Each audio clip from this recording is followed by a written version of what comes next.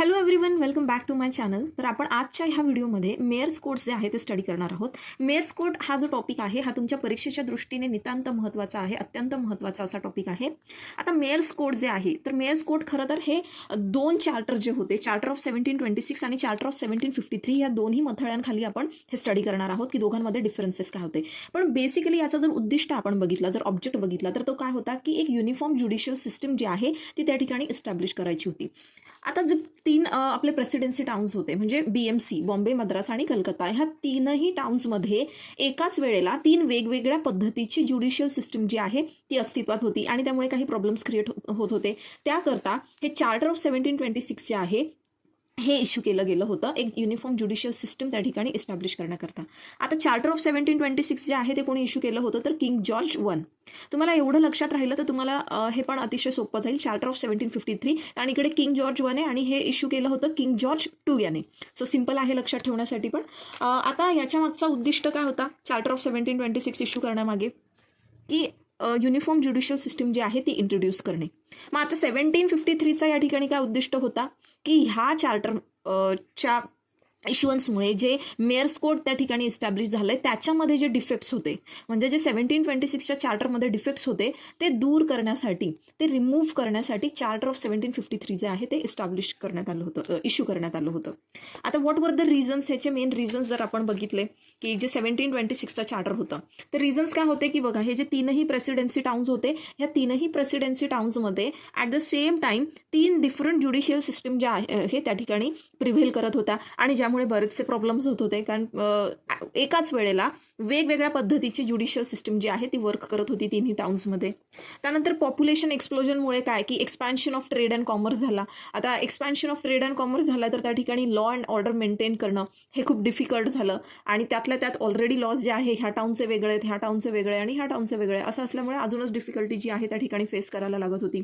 बरं, त्यात जे मॅटर इंटेस्टेट किंवा टेस्टामेंटरी सक्सेशनच्या संदर्भात होते तर त्याच्यासाठी कुठलंही कॉम्पिटंट कोर्ट नव्हतं हे मॅटर त्या ठिकाणी डिसाईड करण्यासाठी. आता आपलं हे जे चार्टर आहे चार्टर ऑफ 1753 हे जर आपण बघितलं तर याचे रिझन्स काय होते की ह्या चार्टरमुळे हे जे चार्टर 1726 आहे ह्याच्यामध्ये काही डिफेक्ट्स असल्यामुळे काय झालेलं की जे गव्हर्नर इन काउन्सिल होतं आणि जे मेयर्स कोर्ट होतं यांचे रिलेशन काही खूप चांगले त्या ठिकाणी नव्हते. म्हणजे दे वर नॉट कॉर्डियल रिलेशन्स. त्यांच्यामध्ये कंटिन्युअसली त्या ठिकाणी कॉन्फ्लिक्ट जे आहे ते आपल्याला बघायला भेटलं कारण की ज्युरिस्डिक्शन जे आहे ते व्यवस्थित डिसाईड केलेलं नव्हतं चार्टरमध्ये. त्यानंतर मग मद्रासची ज्युडिशियल सिस्टम जी आहे ती आपण बघितलं आहे की मध्येच इंटरप्ट झाली होती त्या ठिकाणी पोर्तुगीज ऑक्युपेशनमुळे. So there was a break in between आणि त्यामुळे पुन्हा एकदा एक युनिफॉर्म ज्युडिशियल सिस्टम रिवाईव्ह करण्याकरता या ठिकाणी हे जे चार्टर आहे 1753चं ज्याच्या अंतर्गत मेयर कोडचं पुन्हा एक रिऑर्गनायझेशन आपल्याला बघायला भेटतं तो इश्यू करण्यात आला होता तो चार्टर. आता आपण 1726चे जे मेन प्रोव्हिजन्स आहे, जे 1726चं चार्टर होतं त्याचे मेन प्रोव्हिजन्स बघितले तर काय की इथे कॉर्पोरेशन इस्टॅब्लिश करण्यात आलं होतं. त्यानंतर ज्युडिशियल सिस्टममध्ये रिफॉर्म्स झाले होते. काय मेयर्स कोर्ट्सची स्थापना झाली, जस्टिसेस ऑफ पीसची त्या ठिकाणी अपॉइंटमेंट झाली आणि लेजिस्लेचरमध्ये त्या ठिकाणी म्हणजे लेजिस्लेटिव्ह काही पॉवर्स ज्या आहेत त्या देण्यात आल्या होत्या. देन 1753चं जर आपण बघितलं तर इथे appointment of alderman by governor and council याच्यासाठी आधी तरतूद इकडे वेगळी होती, ती आपण डिटेलमध्ये बघणारच आहोत. देन रिऑर्गनायझेशन ऑफ मेयर्स कोर्ट्सचं पुन्हा या ठिकाणी नव्याने रिऑर्गनायझेशन झालं आणि कोर्ट ऑफ रिक्वेस्ट त्या ठिकाणी हे सुद्धा इस्टॅब्लिश करण्यात आलं. आता हे जे मेन प्रोव्हिजन्स आहे ह्या चार्टरचे ते आपण इकडे बघूयात. इस्टॅब्लिशमेंट ऑफ कॉर्पोरेशन्स, तर कॉर्पोरेशन्स त्या ठिकाणी इस्टॅब्लिश करण्यात आल्या होता. कोणाकरता तर प्रत्येक प्रेसिडेन्सी टाउन करता, फॉर इच प्रेसिडेन्सी टाउन, प्रत्येक प्रेसिडेन्सी टाउनमध्ये कॉर्पोरेशन जे आहे ते इस्टॅब्लिश करण्यात आलं होतं. आता ह्या कॉर्पोरेशनमध्ये कोण होतं एक्झॅक्टली, ह्याचं कॉन्स्टिट्यूशन कसं होतं म्हणजे तर त्या ठिकाणी एक मेयर आणि 9 अल्डरमॅन, एक मेयर आणि 9 अल्डरमॅन ह्यांची प्रोव्हिजन जी आहे ते करण्यात आली. म्हणजे आज जसं आपण बघतो की आज आपल्याकडे कॉर्पोरेशन्स आहे ना तसंच त्याच पद्धतीचं, आणि आज जसा एक मेयर असतो आणि बाकी जे नगरसेवक असतात तर हे अल्डरमॅन असं समजायचं की जणू काही नगरसेवकच होते. तसंच थोडंफार जे आहे इथे रिसेम्बलन्स बघायला भेटतं. फक्त त्यांची संख्या जी आहे ती किती होती, 9 होती. आता ह्यांचं नॉमिनेशन हे कोण करत होतं, जे पहिल्यांदाच त्या ठिकाणी कॉर्पोरेशन इस्टॅब्लिश झाली तर ते नॉमिनेशन जे आहे ते क्राऊन यांचं नॉमिनेशन करणार, म्हणजे मेयरचं सुद्धा आणि अल्डरमॅनचं सुद्धा. आता ज्युडिशियल सिस्टममध्ये आपण बघतो काही चेंजेस झाले होते. तर इथे सगळ्यात पहिला काय इथे झालं ज्युडिशियल सिस्टममध्ये काय चेंज झाला तर दॅट इज मेयर्स कोर्ट्स जे आहे ते इस्टॅब्लिश करण्यात आलं प्रत्येक प्रेसिडेन्सी टाउनमध्ये. मग आता हे मेयर्स कोर्ट जे आहे याला कोर्ट ऑफ रेकॉर्डचा दर्जा जो आहे तो दिला होता. It was decided, mayors court was decided to be court of record. Then म्हणजे याचं कॉन्स्टिट्यूशन काय होतं, तर मेयर आणि अल्डरमेन. ठीक आहे, आणि ते किती होते ते आपण ऑलरेडी वरती बघितलं की 1 मेयर आणि 9 अल्डरमेन.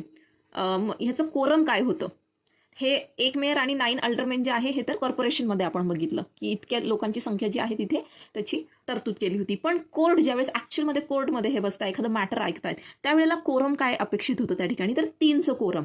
म्हणजे त्यात 1 मेयर आणि 2 अल्डरमन हे मिळून त्या ठिकाणी कुठलं पण ते मॅटर जे असेल ते ऐकणार, डिसाईड करणार. आता मेयर कोर्टातनं पुढे अपील कुठे जात होती, मेयर कोर्टाकडून अपील जी आहे ती गव्हर्नर अँड काउन्सिलकडे जात होती. आणि गव्हर्नर अँड काउन्सिल कडून सुद्धा पुढची जी अपील आहे ती प्रिव्ही काउन्सिलकडे होत होती.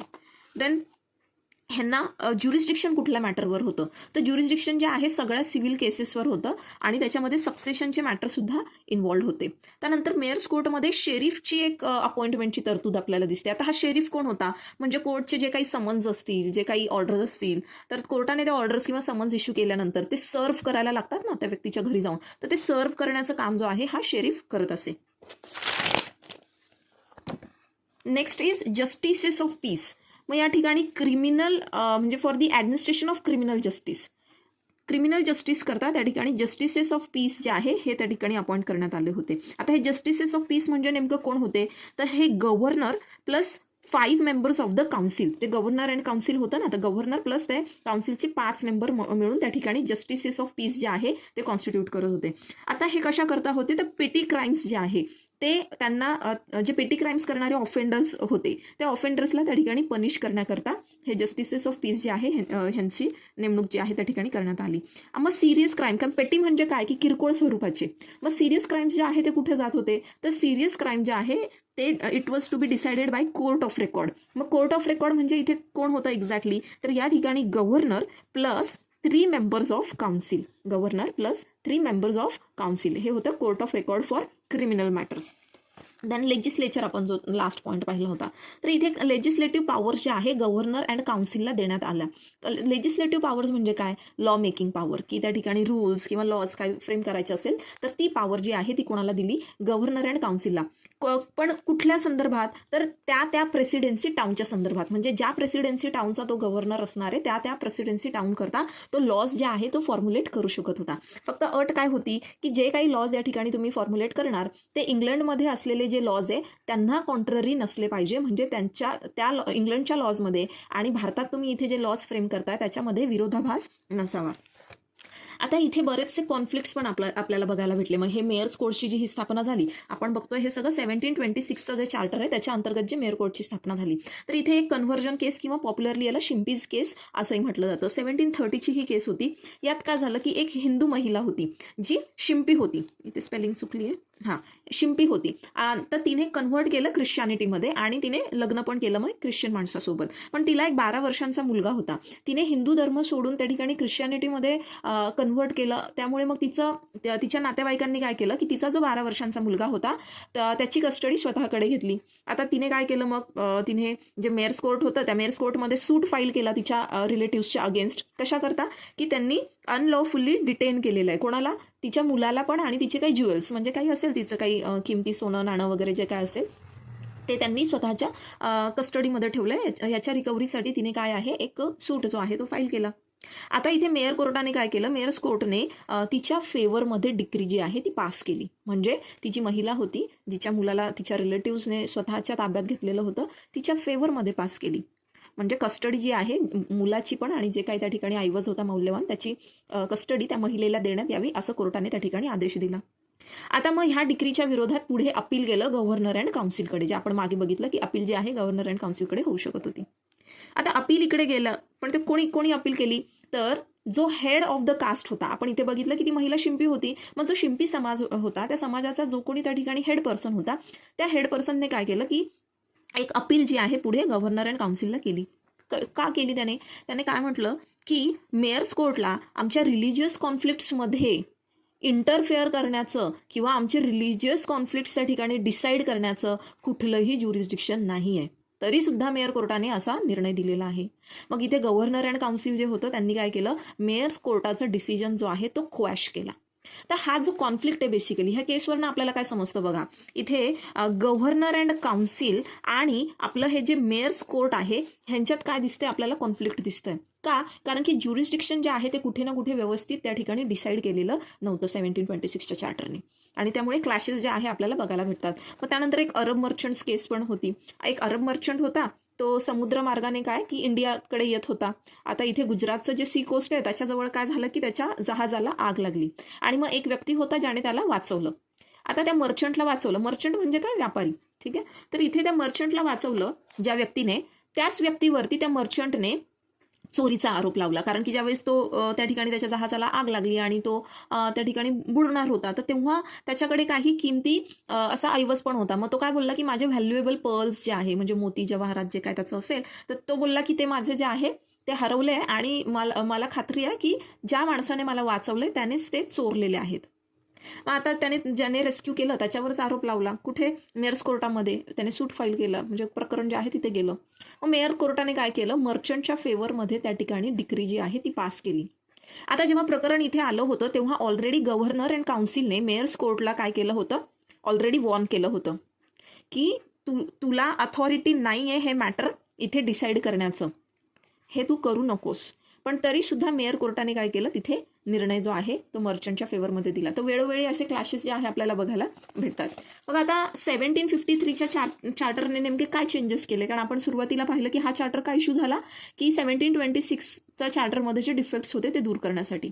मग इथे अपॉइंटमेंट ऑफ जजेस इन मेयर कोर्ट्स, तर पहिले काय होतं की आपण आधी बघितलं की ह्यांची अपॉइंटमेंट कोण करत होतं, तर क्राऊन जे आहे ते नॉमिनेट करत होतं. आता इथे क्राऊनच्या ऐवजी काय की जो गव्हर्नर अँड काउन्सिल आहे त्यांना ही पॉवर दिली, ते अल्डरमनला त्या ठिकाणी अपॉइंट करत होते. आणि जे मेयर होतं, मग हे अल्डरमनने काय करायचं होतं की अल्डरमनने त्यांच्यापैकीच 2 लोकांचं नावं जी आहे ती सजेस्ट करायची, आणि म्हणजे ते पॅनल बनवायचं 2 लोकांचं, ओके. आणि त्याच्यातनं त्या 2 लोकांमधनं कोणाला तरी एकाला मेयर म्हणून नियुक्त केलं जाणार. कोण करणार?